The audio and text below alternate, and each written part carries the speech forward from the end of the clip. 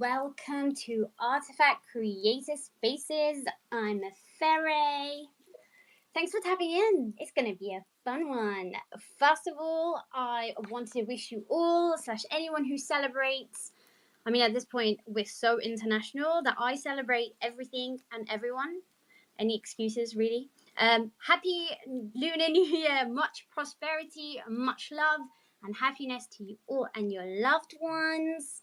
It's been a good week. Lots happening. Which reminds me, happy birth week, Cass. How you doing? Are you 333 years old yet?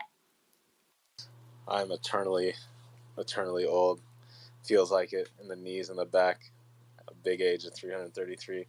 But thank you. Yeah, and happy Lunar New Year to everybody. I'm just really excited to be here chatting with Vicki. I think it was super cool learning more about her, and she got that creator energy that it's very, very fun to listen to and just super inspiring. So I'm excited for you to get to know her. But Vicki, how's everything going for you? Hi, everyone. Thank you for having me today, first of all. It's really an honor to be part of this space. So, yeah, I look forward to speaking about creating art and working in the video game industry and answering any questions that you guys might have. So, yeah.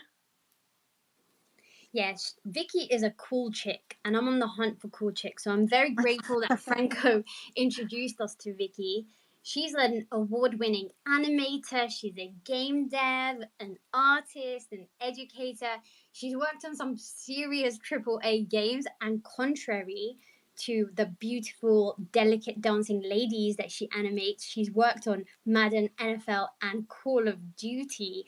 Come on, don't put her in a box, people. Though she does make some really cool looking boxes, so we'll talk about that later. Let me just stop rambling. And Vicki, welcome. I'm really excited to be talking to you. Should we just start with your background and just learn everything there is to know about you? Absolutely. We can start with that. So, I'm originally from Argentina. I was born and raised there. I developed a passion for animation since very early, like in my life. So I always, of course, liked animated movies. I always liked seeing cartoons like everybody, but I had like an obsession with how they moved. So my journey actually started at 14 years old when I took my first animation workshop, 14, 15, and I was going still to high school and school. And I would just go to many classes about animation. And at first they were like, what is this little girl doing here? She's not going to be able to continue. And they were talking to my mom and be like, these people like the people that are in this class are too old and she shouldn't be here. She's not going to be able to, handle it. And actually I was, because I was in love since day one about animation and just creating process in 3D at that time. So I was like, this is what I want to do.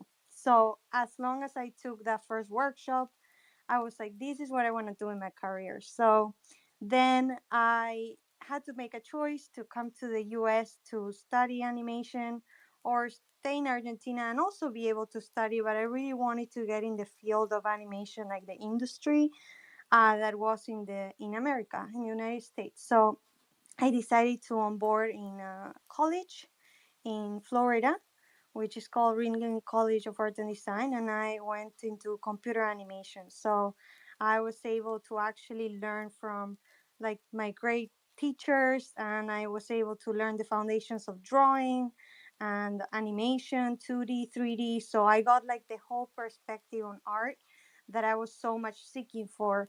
Also art history, like all from the start to the finish. So it was just like the best decision I made to leave my country and actually pursue a career on art, because I don't know if I would have been that fulfilled if I didn't take that leap. It was a hard decision, which we can go into it later, but it was worth the struggle and the difficulty of making it. And once I went to this college, that's when I first got my first internship with EA Games. So, of course, it wasn't that easy. I'm just saying it, but I worked really hard on a portfolio with my 3D animations, and that landed me my first job, a paid job, and I worked on Madden NFL. So it was not any game. I was working on like a really huge game, and I was doing all the facial animation for them, and also body stuff and cinematics. So that was on my junior year. So then, come senior year, I made a film with my co-teammate, my co-director, um, and the film got like nominated to like Academy Awards, and it was like a huge deal. It was a horror film. I can send you guys the link to it, which today I look back at it and I'm like, oh my god, this is so different from what I do now. But that film actually got very popular, and that's when I applied to Call of Duty in senior year, and that's when I started my journey as a full-on game developer. And in Call of Duty, I worked on Modern Warfare 1, Modern Warfare 2. I worked on Warzone. So I did a lot of the season trailers. I did a lot of the townhouse mission or clean house mission, and on Modern Warfare 2, which were Modern Warfare 1, which were very loved by overall by people. So that was very fulfilling. And then I stayed at Call of Duty for a very long time. And in April 2021, I found digital art. And as an animator, I never had the chance to put my work up for sale because it was animation. And animation cannot really be printed until now, which I figured out a way to make it physical, but took like 2 years of figuring out a way to make animations be physical as well. But NFTs came along, and I'm like, this is a huge deal, at least for me as an animator, to finally, be able to put my work out in a space that it was new for me at the time. But I was scared at the beginning because it was very overwhelming. But I'm like, I have to put my work out here because this is my only chance to actually sell animation and my work. So that's when I started my first collection, which was Reimagining Art History, where I took all the knowledge I had in school, like in college, about the history of art, and I just reimagined paintings through my perspective. And that's where I got my first collector, which was Amir Mondor, and he collected like the full collection to me, and it was just incredible that someone valued my art so highly. And I was like, then I actually have a voice, I gotta keep going with this. And that's when I realized that I kind of needed to keep going, also telling stories through my own voice and not just being a game developer, which is very fulfilling as well. But yeah, and that is kind of the journey. And today I just released a collection that is called Motions, that links both the physical and the digital together. It's a collection of 24 motions and 600 drawings. I made unique ones because in animation you need to do 24 frames per second, so 24 drawings a second, or 12 if you're animating on tools, which is what I did. But that was 600 plus drawings I had to make for this collection, and it was just like a year of work and of love. And Franco's here. Franco actually was a huge help for me on this collection. So thank you, Franco. He was there from day one.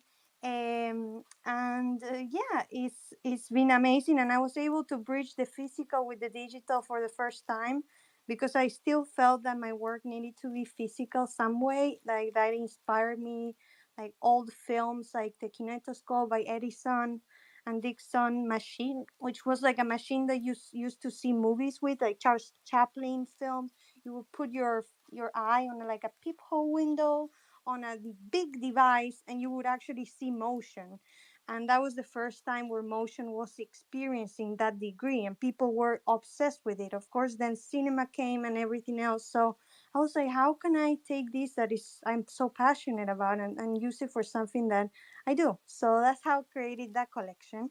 And yeah, I just launched this. So you can go see it if you like later, guys. But that's where I am right now.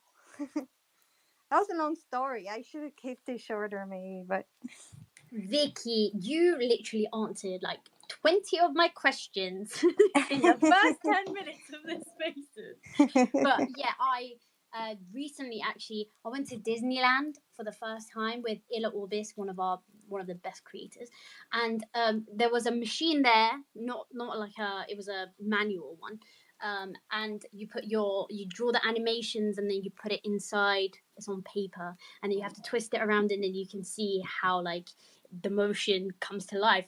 And we obviously none of us.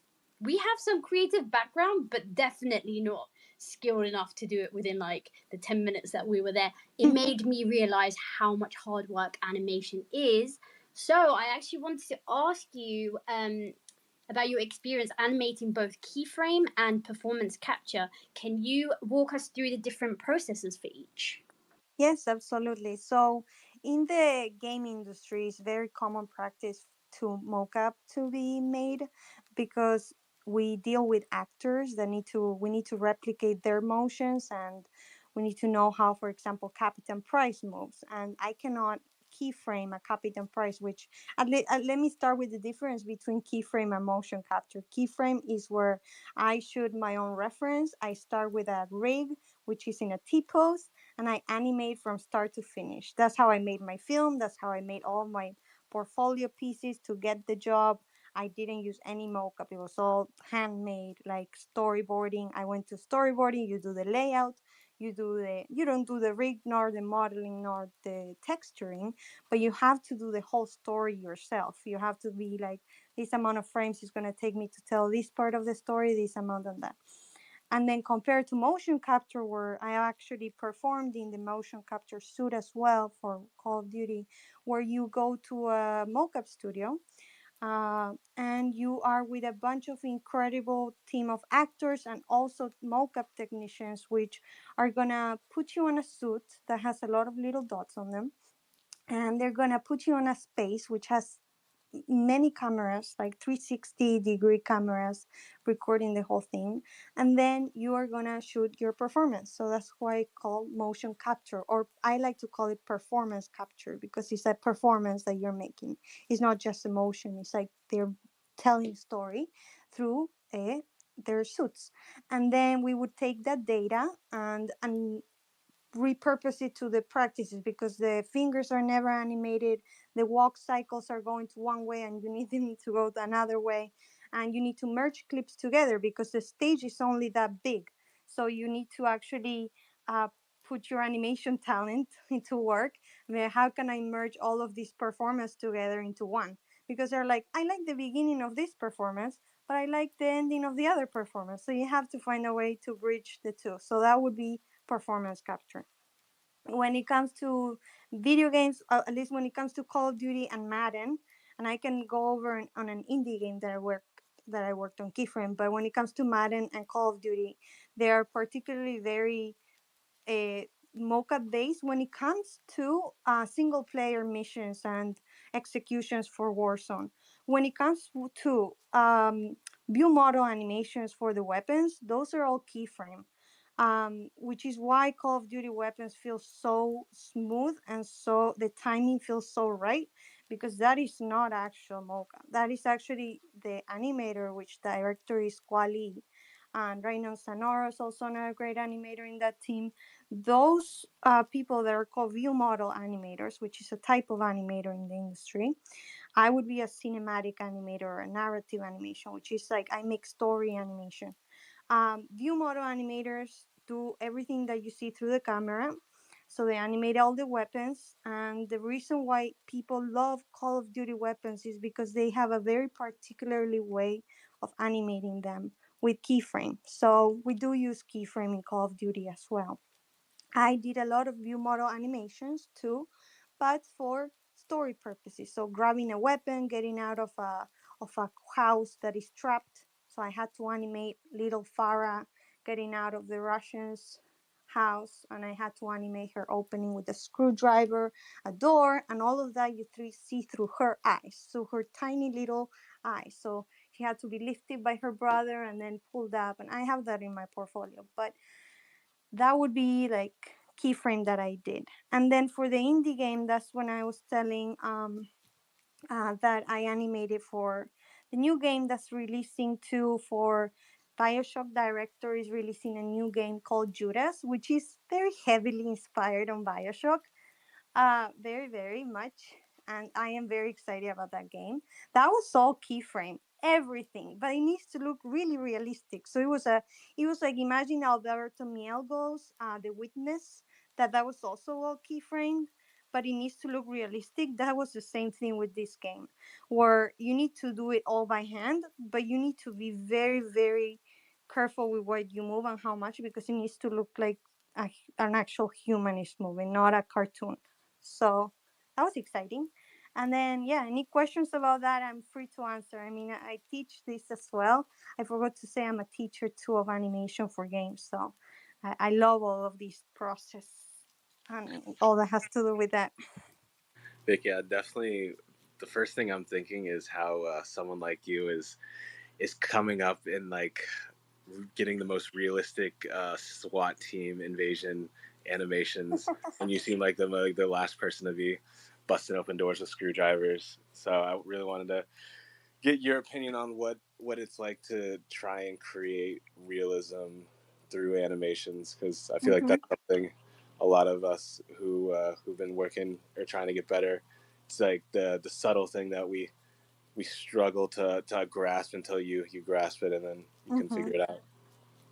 Which actually remind me, when you say the SWAT team, we actually deal with the Navy SEALs all the time, where they come to the studio and we consult them. You know, what would a Navy SEAL do in this situation? I cannot know. I am a girl. I don't know about war much, and I need to animate a scene like Clean House, which you can search Clean House walkthrough mission, which is a very tight space that we need to like see how we deal with terrorists, that they don't need to blow up a location. So how can I know how I should act? So that's why the Navy SEALs were there, for to help with the realistic side of it and be like, that's why that mission feels so great, because there were people behind it that actually been through those situations, and they guided us exactly how we should handle that. And I had a scene with a mother and a baby, and I was like, how would you react in this situation? The mother has no weapon and there's a baby involved, and they said we got to protect our own, of course. So there needs to be a, in that situation, as a player, as soon as you know that she's not a threat, you need to leave her alone. um she's not searching for any weapon or so. So in we did it with the designer, and this was a designer's idea, that if you actually, some people are, I don't know why, some people like to kill the baby. If you kill the baby 3 times, it gets you back to the main start of the of the game. It's like, and it tells you like, what are you doing? Like get a hanger or something like that. We put like a funny little thing or saying like, stop killing like the baby. And I animated the baby crying and getting hold by the mother. It was cute. But those things are what help make really realistic animations. Then another thing that I think helps when it comes to improving your craft, if you want to make realistic animations, not particularly that you need to do mocap work, because mocap does help to bring that realism in, but also being very, very, like, I'm very observant with the reference. So anything that you are animating or that you're creating, being a model, a rig, or a texture of for like a texture for an environment you're building, or an animation that you're trying to make, you need to be very, very observant and do a lot of work before you start animating. Like, I think most people that are starting make the mistake to start animating the day one, and you should animate after a week of research, and that's how you work efficiently. Because if you just like, oh, I need to get into Maya or whatever program, Blender, 3ds Max, whatever program you use, and you're like, I just need to get started animating, then you're gonna realize that you're gonna work harder but not smarter. So you want to do a lot of the research done first to get that like realistic, or whatever you're trying to achieve, like a quadruped, like a tiger. If you're animating a tiger, you cannot just sit down day one and animate a tiger. We don't know how tigers move unless you're like a photographer for wildlife, that you've been studying them all your life, you need to do the research. So I always recommend people to not get too ahead of themselves, like of excitement, because then it becomes frustrating, because then your animation doesn't look good, and then you're like, what happened? And it's like you forgot to do the brainstorming, the important part first, which is the foundation of whatever you're gonna do. So yeah, that would be my main advice for improving, your craft. That's actually incredible advice, because even when we are posing our clones, we think, okay, I'm a human, like that's human form. I kind of know what a human would look like if they had their arms up. But you do it and it doesn't quite look right until you take a picture of yourself and you put it side by side, and you're like, so the elbow bends here and this and that. So yeah, there's a lot of prep work before you can get some realism. Other than that, you spoke about softwares that you've used before. So what would you typically use when you're working on something for Call of Duty? So for Call of Duty particularly, we used Maya for animations, and then we used a proprietary engine that that the game has. So it's not something that you can actually download like Unreal.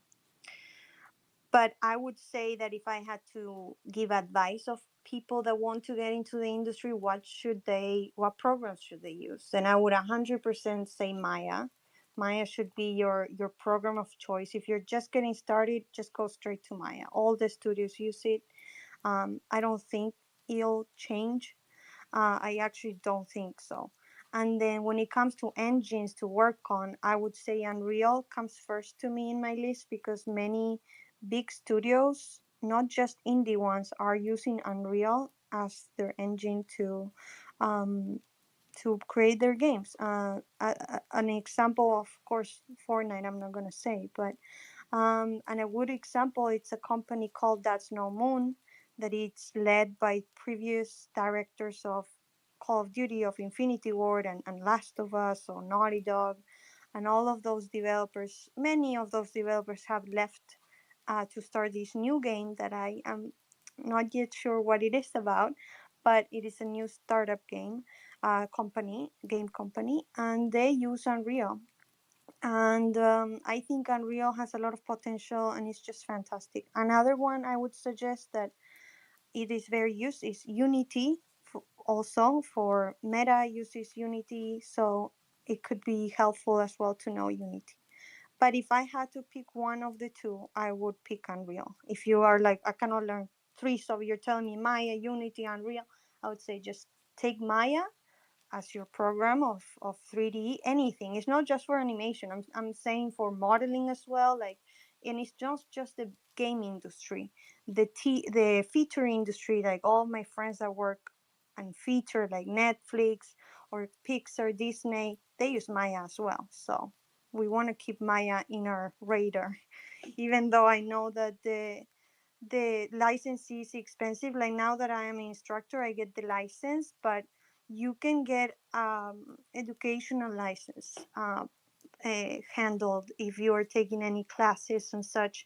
But I must say that the Autodesk is very expensive license, so they need to do something about that. So I understand if you want to get started with Blender and stuff, but just know that the industry standard is Maya. Yeah, Beb, one of my teammates, he just he just messaged and proudly said, "Yeah, we use Maya and Unreal too. It's us too."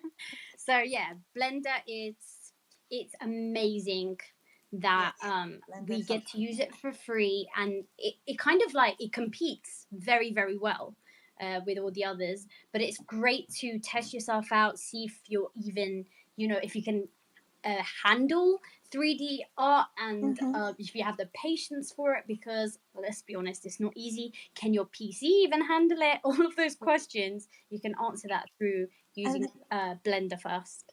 And I was gonna say, like, Meta reached out to me for like a lead position or something, and they're like, "Are you interested in knowing Blender?" So I'm like, "Yes." So I actually need to learn Blender probably for that position.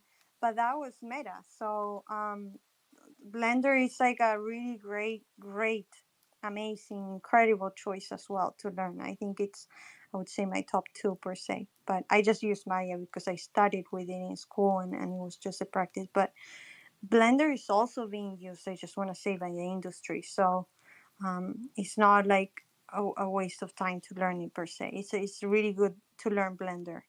And also, like, this is the thing, like, a program can be learned. It's a skill that they can teach you at the job. You need to have it before you go.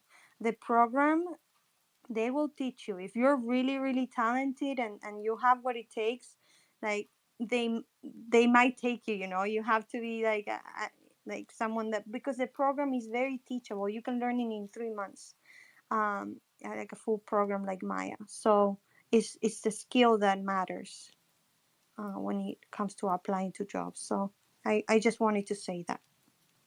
That's actually a perfect segue to my next question. But I just wanted to say, if anybody wants to come up and ask any questions, we're at the halfway mark, so use this opportunity.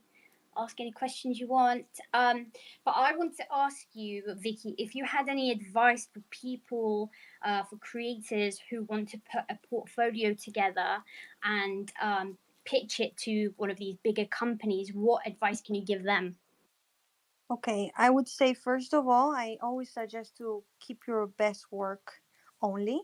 Like, one mistake I always see students make, or people that want to apply, is like they want to put all their work. They want to put their tests that they did when they were getting started animating.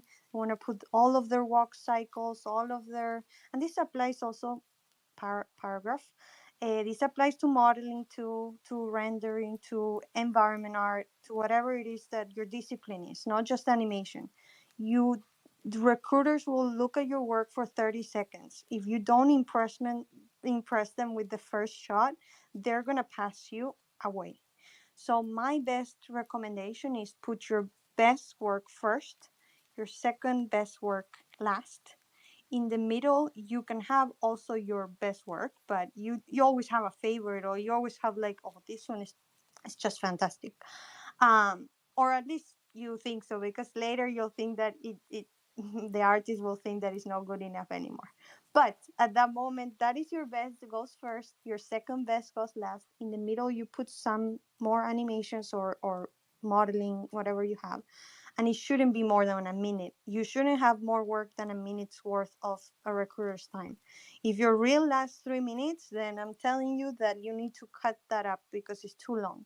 Nobody's going to watch it, and it's just for the industry's sake. You need to keep them short and sweet. Music is bothering and distracting, so if your animation doesn't need the music, if it's not an animation that's actually timed to a music where it actually adds to the piece, and I always encourage to not add much music, because it distracts from the animation, and sometimes recorders will turn off the sound, and if you had a dialogue piece, then they will not hear the dialogue and they will skip it. So you really want to put into always with things to the other person's eyes, like, who's going to be watching this? It's not me. It's the person that wants to hire me. What are they seeing, and am I delivering what they want to see? Like, so looking at the job description as well. Like, I always encourage people that want to get in the industry as well to, yes, read the job description, but if you don't fulfill 100% of the criteria, don't just say, oh, I'm not ready, I'm not gonna apply. Like, that's another big mistake I see. So one is the portfolio. Another is people don't applying to places enough because they think they're not ready yet. And I say you need to meet 80% of the criteria. So if the criteria say, like, for example, experience in something is a plus, or things that you think like, okay, I don't have that, but I'm really good at this, then you should apply still. So I always say, like, if you see all the bullet points and 80% of the bullet points you actually deliver on, then you should apply. And also, another advice is to not apply just to your favorite game or your favorite place. You need to start somewhere. Like, yes, my internship was at EA, but when I first graduated, I went to a very small studio in, it was Eustis, Florida. It was like super small town. I worked in a church. It was a church that I worked in, and it was a studio that actually now makes Fortnite emotes. Now it's a huge studio, but when I was there, it was very small, and I was working on a game called Rend, which was a survival game. This was right after I graduated. It was like a month I went there, and I remember that I applied to more than 50 places. I had like a full Excel sheet, like full of places. Did I apply to? Did I not? Did I get a reply or not? And the thing is, most don't reply to you. Like most studios won't reply to you, and most will say no. But you just need that one yes. So see of the chances. If you just apply to 3 places, your chances are very very slim. But if you apply to 50, 60 places and you're like, I just want to get my feet in the door, again, I had a desperation to get a job because of my visa, because I was, of course, international.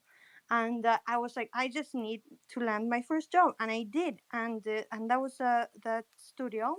That's the game I worked on for former Blizzard employees and stuff. Did a small game. I did that creature animations for them. And then Call of Duty called because I was still applying to other places. I was like, I love this, but I really want to go into LA because that was where the industry was at. So that's another advice would be to keep your options open and apply more than you think you should be applying to. I can give more advice, but it would take me so many times. Dude, that was amazing. We need to write a book. You down? We need to. I'm down. I'm super down. Let's go. This is honestly so insightful, but I also want to know how did you pivot into creating these delicate, beautiful animations of all these ladies dancing? Like, how did you go from there to there? So I realized that I wanted to have my own voice. At some point, when you're creating a lot of games and things for other people, and especially if you also love to draw and are an artist like as yourself, because some people just are okay with just working and doing the product for the company, and that's totally fine. But I personally just knew that I had a voice and I wanted to tell a story. So during, and my coworkers can verify this, during like lunch hours of Call of Duty, I would draw motion. It wasn't these motions that you see today, but I would be drawing motions, like just any motions that I would see, and I would put them on a piece of paper because I didn't have the Photoshop, but I would just animate them like as a flip book, like in a piece of paper. And that would be all my lunch breaks at work. So you can see that my heart was also leaning towards doing something that was mine. And that's how I started to pivot and be like, maybe I can tell my own stories. And that's when I say that I did leave the game industry for a bit to focus on my own work. And I worked for a year on this collection. And I was just very, very, very, very happy to push myself. You know, I always like pushing myself. So getting this artwork out was just an enough of an experience to me to realize that I did the right decision, which I can go over on how I make sure I make these decisions, like how I make them, which we talked about. But I just knew Very that important. I didn't have anything to lose, because of course I did my financials, you know, I saved up money to just in case, but I just wanted to try something personal. And when I left Infinity Ward, which was after 3 years and something, I still kept my video game experience to the point. Like I still did freelance for video games. So like just they would hire me and I would do animations because I needed to still pay rent and stuff. But it just felt so fulfilling to have time to spend on something that I love to do, and it's just was so rewarding. I swear it was a year of work, but it if I cannot even think of a moment I was thinking, oh, I just want to clock out, you know, like when you clock out of work. There was not a single time I was like, I want to stop. It was like actually I just wanted to do those motions all day. So I think that was, to me, that feeling was enough for me to take that leap of faith and be like, I'm just gonna go for it. And yeah, that's what you see today, a full collection of a year of work. And what a fantastic decision that was. They are so beautiful.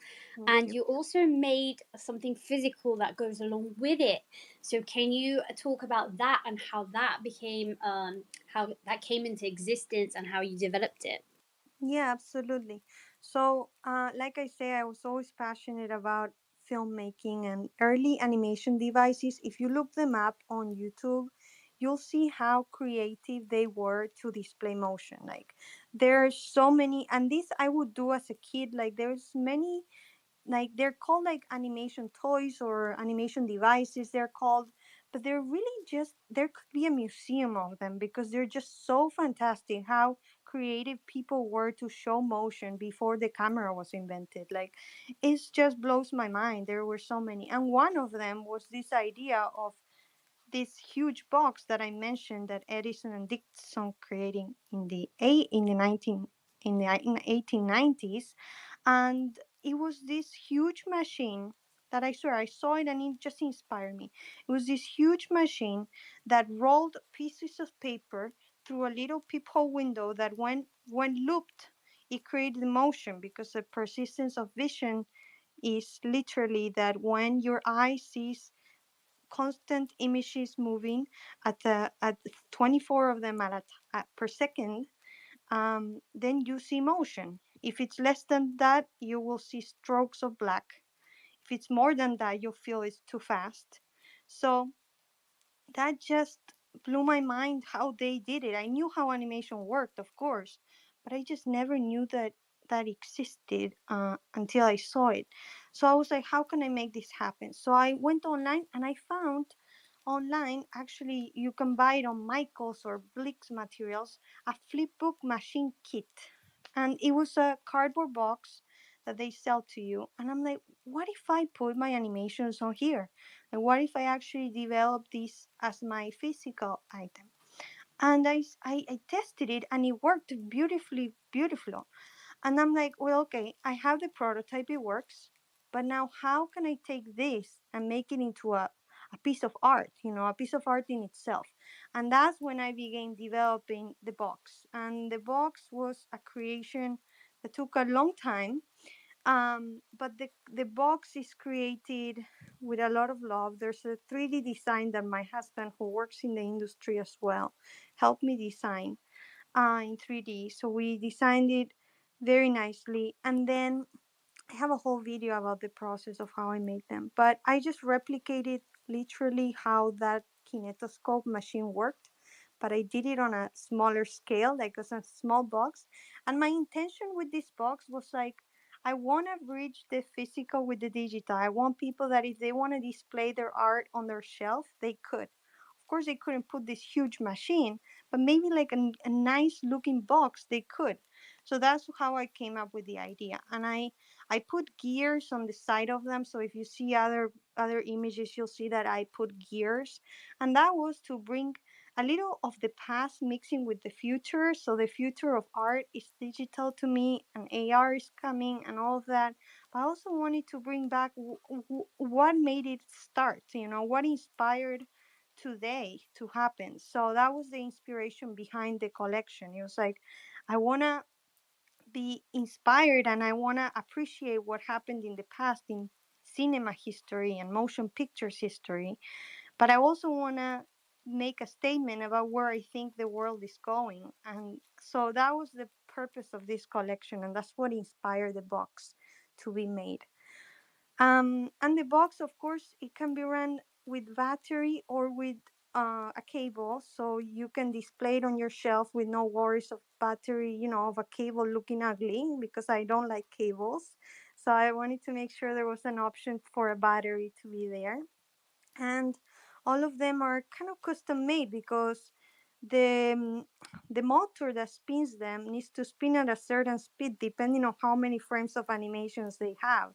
And some of my animations have 24 frames, others have 30, others have 18.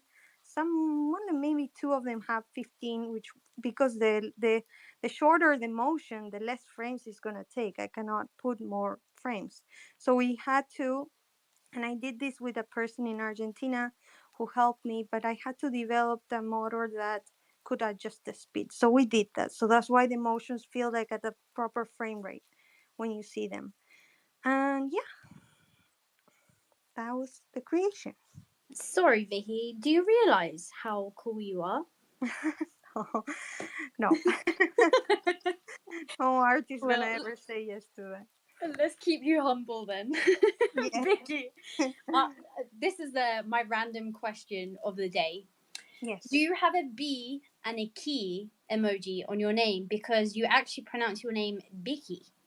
Yes, that was actually a coworker in Call of Duty that told me, you know, your name sounds like a B and a key, like the emoji. And I'm like, oh, that's so sweet. I like that. And I put it as my bio. That was the story of it. I didn't even realize that, but it is exactly for what that reason you say. Awesome. I was looking at it for a time. I was like, why a B and a key? She has dancing ladies. She's worked for Call of Duty. What's it gonna do with B? Honestly, I'm tempted to take it out, but Twitter name, if you change it, you're gonna change it for like 14 days. So I'm just thinking of what else I was gonna put if I don't put that B and that key, because people get so confused. My sister was like too, like she is like a really good on social media stuff, and she's like, why you have a B and a key in there? It makes no sense. I'm like, it's because of this, and if you have to explain it, it's not good. So I'm just gonna take it probably. Watch But out, yeah, guys. A you rebrand is guessed it. coming. You guessed it. You guessed it though. Let's go. Let's go. Yeah. I want to pivot back to Call of Duty actually. You did Yes. say that you created something extremely cool. Oh yeah. Yeah, we need to talk about that. Yes, yes. So I did. I mean, I don't know who here plays Call of Duty, but probably maybe like 40-50% of people, because I tend to think that game many people play. But I did the digital pet watch for the Tamagotchi. So I did all the animations for that. And they were all 2D animations that I did for them. And that was such a amazing experience, because that was not part of my job description. Like when I applied to the role and I'm talking to you guys about the bullet points of the things you'll make, it was never in there that I'll be making like a watch for the game, which you can probably still play with it. And I was responsible for all the animations on that watch, and it was just fantastic. And the way it happened too, they were looking for an artist that knew 2D animation, and they of course didn't want to hire anyone for just that role. So they came to our office, which we are separated in different offices, and they're like, Vicky, you like drawing? Can you animate this watch? I'm like, what watch? And he said the Tamagotchi. I'm like, you mean like the Tamagotchi? Like the thing I grew up with all my childhood? And they're like, yeah, that one. I'm like, okay, I'm leaving whatever I'm doing and I'm going. I asked for permission to my director. I'm like, and my lead, and they're like, yeah, go for it. They were so supportive too. I don't know how, but they were so supportive of me animating like a little pet pixel watch.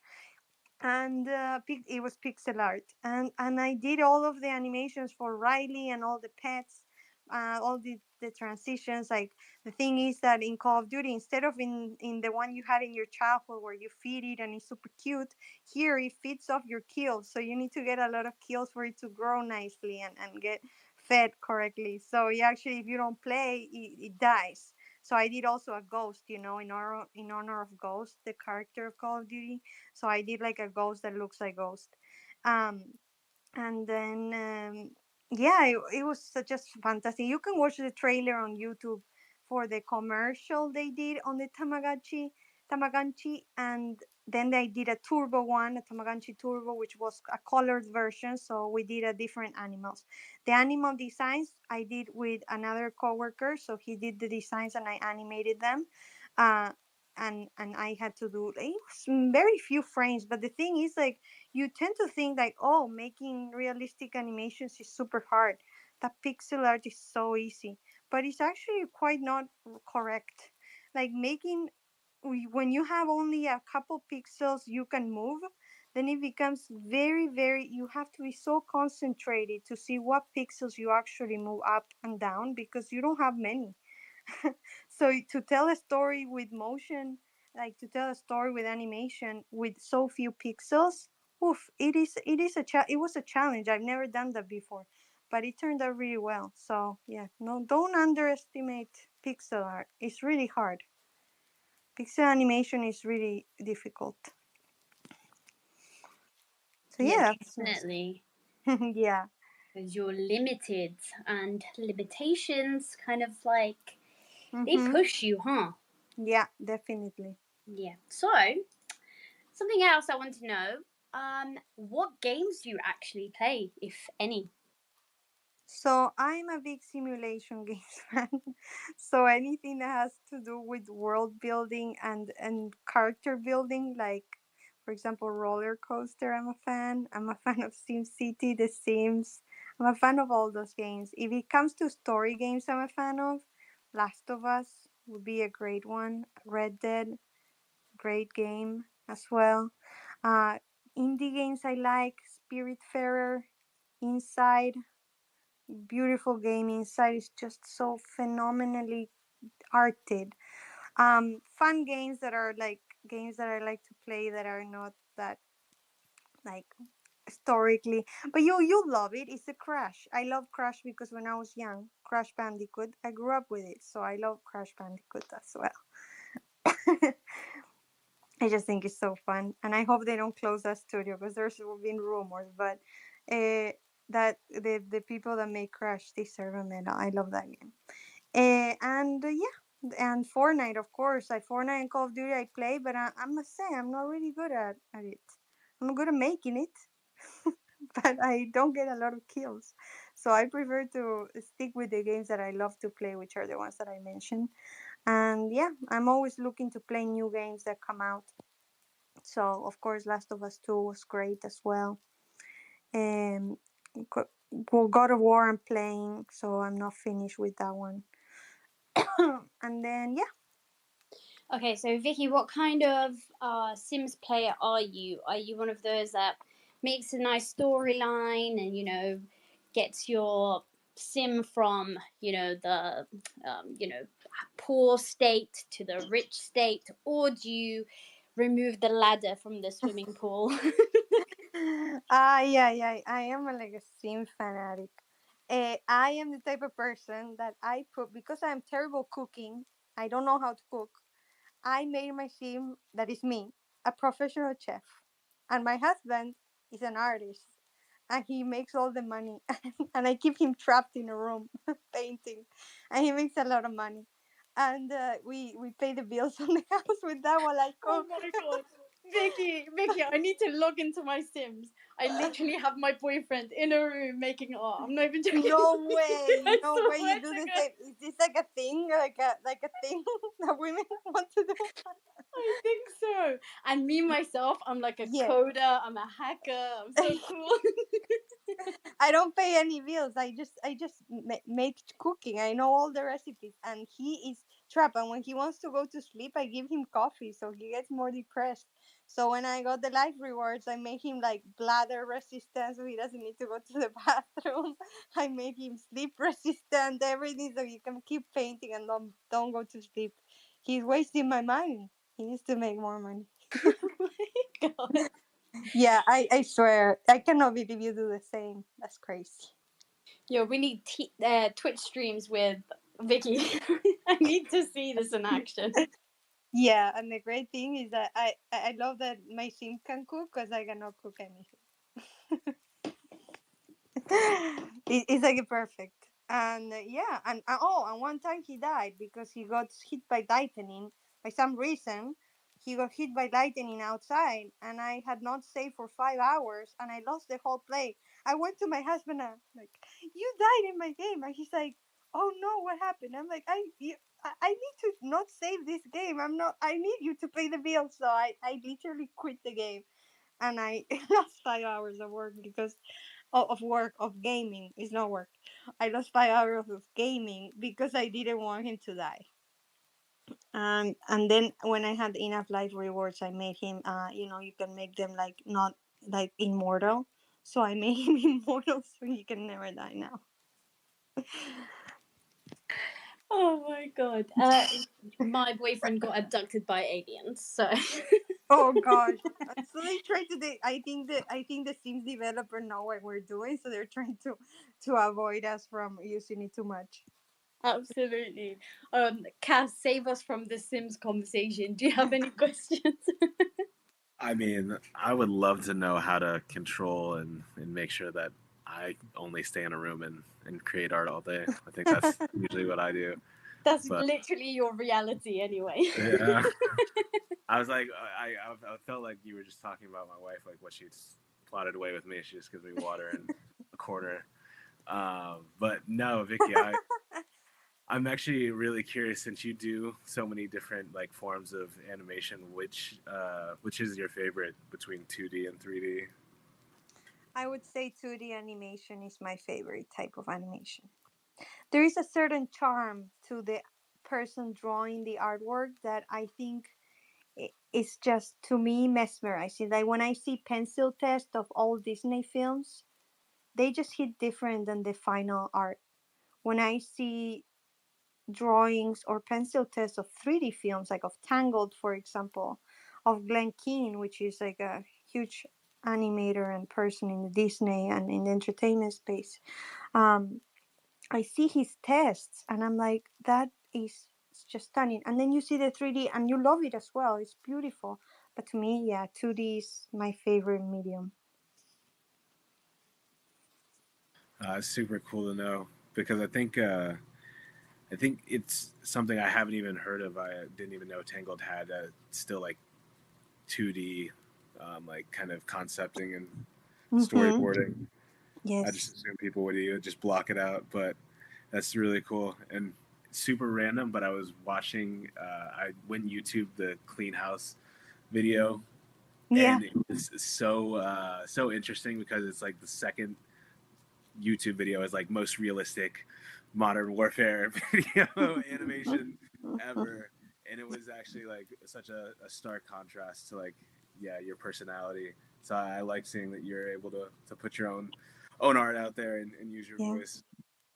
Yeah, and that's the thing with animators. You must be a chameleon when you're working with, especially with companies. You need to be able to adapt to what the company is asking. That makes like an animator that can be hired. Like I can animate a tiger, or I can animate a Navy SEAL, or I can animate a ballerina. Or it's all based on the same structure, and it's just telling a story. But you're right, like the contrast is very stark. And if you see my work, like my portfolio too of 3D, I have like little girl asking for Santa cookie. I have like a whole dialogue scene. Like these are all different characters, stories, but it is that is very exciting too. Like be able to animate like a 2D animation that is like emotion, and then animate a Navy SEAL entering a room that is super realistic. It's very exciting to do both. So I actually like doing both. Um, but of course, making my own art is special to me, and it is my favorite thing to do in the end. Betting on yourself is a good one. I definitely. It seems like it's paid out so far. I Yes. mean, it's super cool. Thank you. But if anybody has any questions they want to chat with Vicky, ask her some of her thoughts. Definitely want to invite some people up. Mm-hmm. Cass, Uh, we got brown gifts. oh man, Oh, brown bronies. gifts. Bye. Hello. Hello. Hello, guys. Thanks for having me. First thing first, I'm really amazed by the Vicky stories because uh, I started, Fere and Cass knows that I started not so long ago to animate and playing with 3D art. In my life, I'm not doing this. My job is totally different. So I always been amazed by the 3D art and the movies, the animation movie and so on. So I started this as an hobby, as a game, let's say, as playing with my 3D assets, no. And I wanted to ask you because right now I'm only playing with mock-up, let's say, because I'm using Mixamo and stuff like that. Because I'm always afraid to start animating manually and so on, because I don't know neither where to start. So my question is, where we can start to learn to animate manually, because I really want to try this, because I think that it's really what makes the scene realistic and alive, let's say. So I wanted to ask this. Thanks. Hmm. Yeah, of course. So the question on where to start, you have two options. One is with resources online that on like YouTube tutorials and stuff that can get you started. The other one is like online schools, which is what I teach at, which is could be like, I would say it would take you 40 hours a week, because that's what I tell my students that it takes them to, do the assignments and stuff. But I personally think like a safe road and a like an efficient road to get the skill set of keyframe animation down is by maybe taking one course. Like, don't enroll in the whole thing, because maybe you realize like maybe you want to keep doing mocap, because that's totally fine, right? But I would start with the foundation first. So I would start with the bouncing ball. I would start with the tail animations, which covers the principle of overlap. The bouncing balls cover the principle of weight, timing, spacing. Then after you do that, you can do like it's called a simple poly, which is just a character with legs, or it could be a character with a tail. But now you're introducing new concepts of animation, such as anticipation, so overshoot. So this is a little character that you can make jump from place A to place B. So these are usually the exercises that you see from people that are just taking that intro to animation class, but it's not to be disregarded or underestimated, because if you can lay those foundations, then you're pretty much set to go after. What I sometimes experience is that people skip the foundation when they start to animate keyframe. They skip the bouncing ball because, I'm not gonna lie, it's boring. And this you can do in your own time. Like, you don't need a class for this. For example, you can do an exercise where it's this. How long does a tennis ball take to drop on the ground, and how many time it will bounce? You look for a reference. What's the difference between tennis ball, a golf ball, a bowling ball, a, a basketball ball? What are their difference in weight? At what rate do they bounce, and when do they stop? So of course, at a little ping pong ball is gonna bounce way more than a bowling ball. A bowling ball is gonna hit the ground and smash it. A ping pong is gonna just keep bouncing. You've seen them when you play it. They keep bouncing forever. So my advice would be, if you just wanna, like, maybe you're like, I don't know if I wanna enroll in a school yet, or so you're just most wanting to start, then I would say something very simple is getting free rigs from a Turbo Squid, or there's other places you can get 3D rigs of just a ball, like a tennis ball or a bouncing ball, or get like a different ball pack or something online, and just starting with that, and start to look into schools. Like, I teach at Anim School, so that's the school that I teach on, and just see what they teach. Just see like, what would I learn here. Like, what would they teach me, and you'll see that it's that the things that I'm telling you. So I'm already kind of telling you what they teach you, but you can also go and see, and if you want, you can message me, and I can try and grab the curriculum for you, so at least you can see what exercises they do. And maybe if you don't want to enroll, you can just duplicate them on your own time, because I don't think you need to, like, you can learn it yourself too. In today's world, there's a lot of information online, but the thing is that if you don't know how to use that information, because there's a lot of information, um, and sometimes too much information is very overwhelming. So you don't want to get overwhelmed when you just get it started. You kind of want to have a guide a guide or someone that guides you, along the way. And that's why like these online schools are kind of good for, because you have a teacher. But I don't want to put away the option that you do it by yourself as well, because that's possible too. It's just you need to be very careful to who you hear, and don't just hear anything online, because it starts to get very overwhelming. But hopefully that's helpful.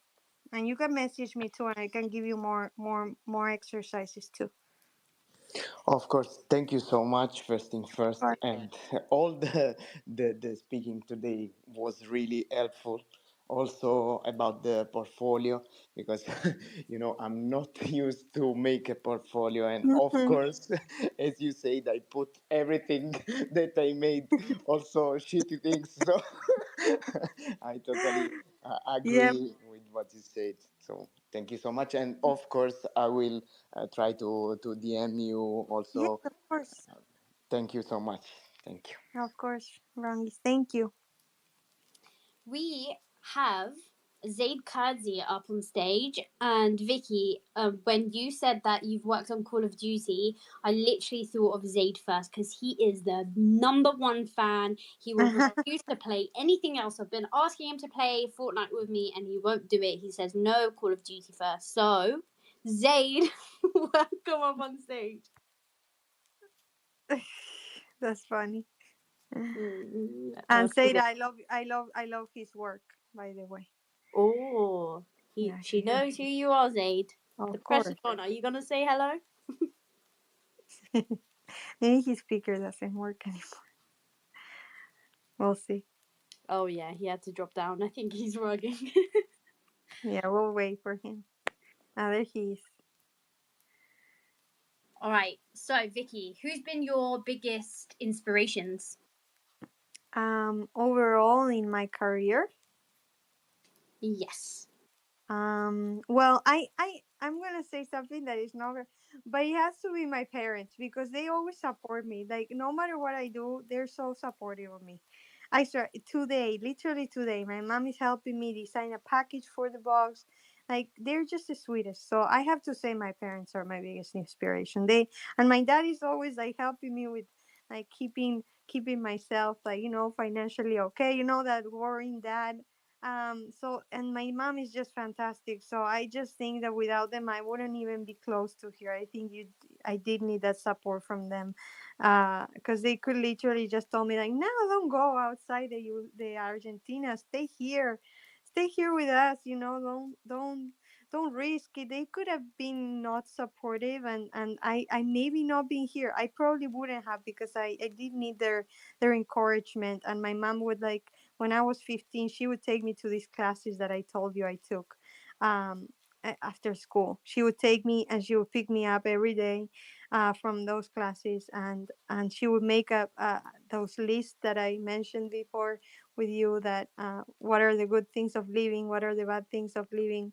And she would just be the sweetest. So my parents would be, I wrote a book to them. I have it on my Instagram, because I was so grateful when they did that. So yeah.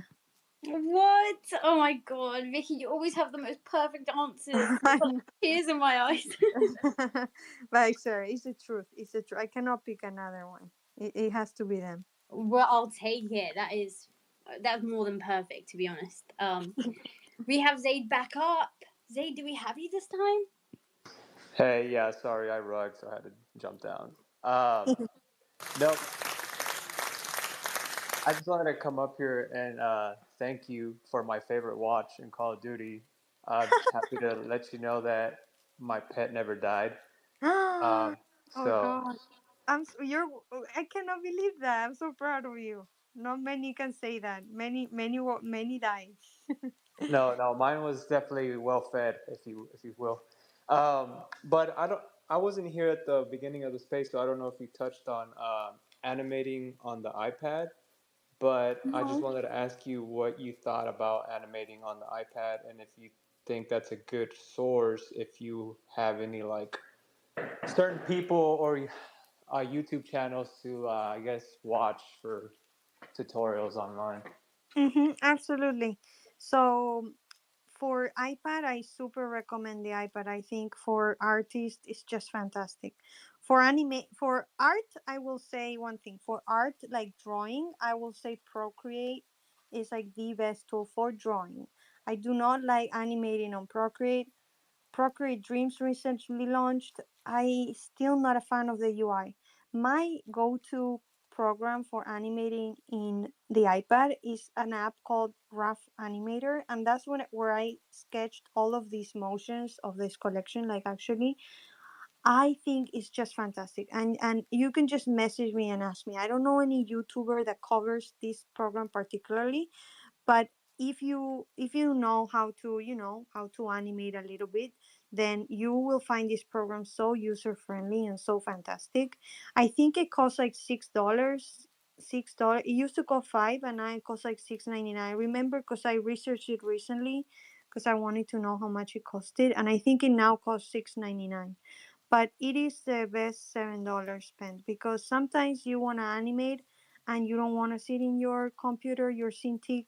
You just want to be chill in the couch.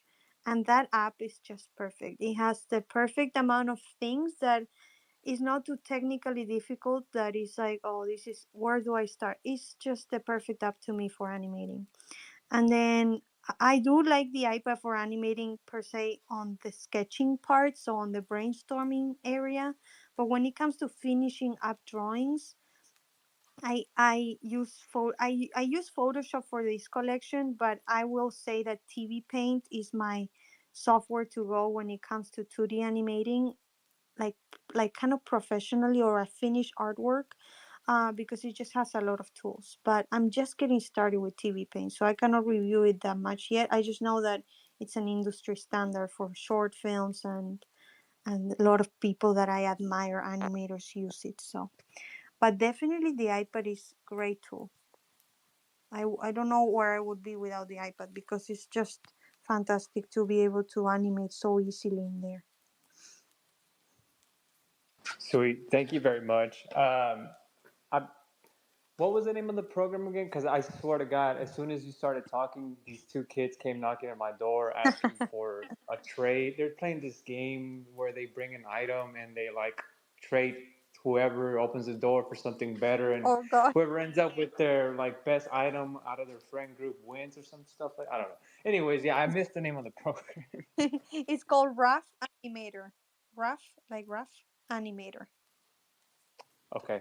All right. Cool. And Thank you. it should be on the App Store. I was telling you that it costs very little and it's very worth it. So I would encourage you to get it.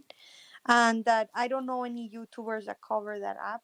But if you search rough animator tutorial, maybe there's a simple tutorial. Though if you know how to work on Photoshop and other programs or Procreate and stuff, and when you open this app, you see that it's super easy to use. It's so simple. It's so simple. Um. So yeah, I would really recommend that one. Okay. Vicky, Thank you. maybe if you can write it in the comments, please. Can I do that? If you can figure out. I had a quick question for Zaid before he goes. Zaid, what item did you swap? Wait, what? You kind of rugged for me. What? What item did you swap?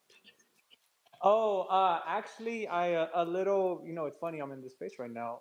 I can't remember who was giving these out, but they're 3D printed little artifact robot workers. So I traded it Oh, for crayon. That's what they traded me. oh, that's cute. I think it's But you know, planetary. He gave me some when I was in LA as well. yeah, him. And you Yeah, know what's that's so funny? cute. It's a red crayon, so it's like my favorite color, so it works out. Nice. Oh, and Said, I wanted to ask you, what pet did you have on the watch before I forget? I don't even remember. I just know like the egg would hatch, and I just I just knew it never died. That's all I care for. Nice. But no, but it really was my favorite watch. That's the one I always used. Oh, Um, and I love the little animations on it. How it would get happy when you would get more kills. yeah, So awesome.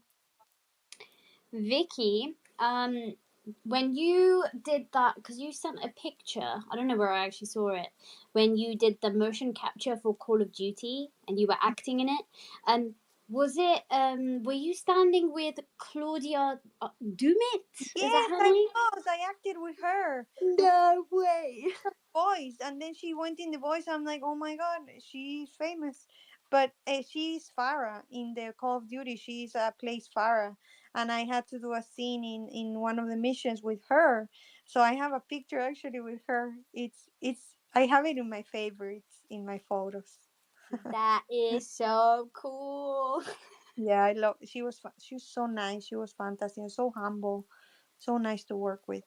Can you tell us a little bit about that day? When was it? Just a 1 day thing, or It was a 1 day shoot, and I literally needed to play a prisoner escaping, so it wasn't like a huge acting or anything. But she was there, and yeah, I mean, we didn't like say talk a lot, but I acted with her. I mean, we took that picture as a memory. I'm so happy we took that picture. That was before she went into The Voice, the Amazon Prime show, which actually she was so fantastic in there. I'm like, I cannot believe this. She was one of my favorite characters in that show. Because she's you're completely not aware of who she is, and the character is really great designed and developed. So I love that character. And yeah, that was a great day. And the other women that you see in there were also other prisoners that needed to act. So yeah. 100% agree. She's very, very cool. Especially her character as well. Um, One last question before we close it up. Do you have anything that you want to share with us, or maybe do you have any advice that you could share with our creators? I was just gonna say the advice of the lists that I like to make, and this applies to everything, because I just think that it's some good advice for artists. So whenever you're feeling like, for example, brongies, that you're like, I don't know if to do this or that for keep learning, I always encourage people to do a list of the pros and the cons of whatever you're trying to make. Say, I want to take art full time. What are the pros? What are the cons? Fulfillment could be a pro. A creative growth, and you start to list the pros, and then you start to list the cons. Like financially, could I like financially would be hard. I would be leaving my coworkers behind. So you start to evaluate your pros and your cons of each situation. And I kind of find that it always helped me through my career and my life to make decisions. I've made them since I came to the United States for the first time. I did that list as well, and I just felt that it always made a sense of objectively looking at a decision instead of letting my heart or just my emotions dictate too much, but actually sitting down and seeing like, okay, these are actual things that are good that will happen in this decision, and these are some things that might be a result of them that I need to evaluate. So if the list end up being like super pro and very little cons, then you're kind of more leaning towards one side or the other. So it doesn't tell you the exact decision, but it for sure guides you towards it. So I just think that advice could help some people that are like maybe struggling to take the first step, or want to switch jobs, or want to take art as a part-time, but they don't know. And that list helps you kind of put things into objective, and I like that. So that would be my last advice, and my I think a good advice for people. I'm so Thank you. glad you brought that up. Actually, sorry, Brongis, go ahead. No, I wanted just to thank her because it's a great advice. I mean, in my life, I'm doing. I'm a doctor, so it's difficult for me to leave my job for this one because I studied all my life for this and it was my dream. So, but anyway, as a part-time job or as an hobby, and I feel what you said because I lately started to learn more and more. So I'm enjoying a lot. So I totally feel, and I wanted to thank you for your story and for the advices. So thank you so much. Thank you so much for coming. And feel free to message me if you have anything else. Woo! Vicki, I have fallen in love with you, and it's a shame that you have a husband and I have a boyfriend. Otherwise, I would have moved to Florida by now. Let's keep them on that room. Keep painting. Yeah, they can make art together. Yes. You are amazing. Thank you so much for your stories, for all of your hard work. As a female, it's really nice to hear your stories. It's very inspiring. I'm very motivated, and I feel proud, to be honest. So yeah, I think we should definitely do this again if you're down for it, but more so publicly, I want to put you on the spot and ask you if you would be down to potentially do a workshop with us in the future. Oh yeah, I would love to. Oh, yeah. That would be awesome. Yes. Yes, That would be, perfect. Cool. This is what yeah. you got to do, guys. Put them on the spot live on air. But I love to, I love to teach, and that would be awesome. That would be great. Exactly. You have the experience and everything that we need. So, Yes. and the personality is there too. So, most importantly. Yeah. Bronchius, Zaid, thank you guys for coming to speak. I don't know where Cass has gone, but thank you to Cass as well. Vicki, much love to you. Thank you for your time. And I guess we'll see you next time, guys. Of course. Enjoy your weekend and see you next week. Goodbye. Bye. Bye. Thank you, Well everyone. done. Everybody said bye this time, except Zaid.